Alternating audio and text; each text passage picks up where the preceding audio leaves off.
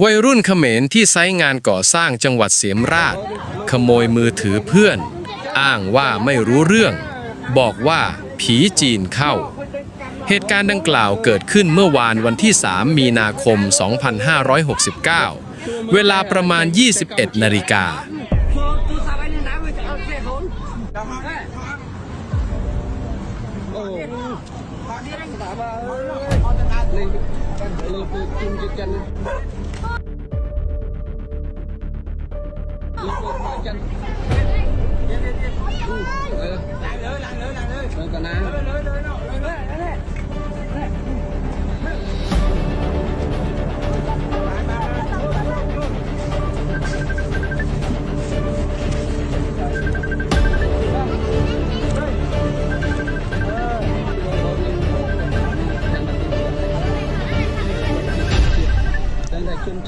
chun chít ấy bông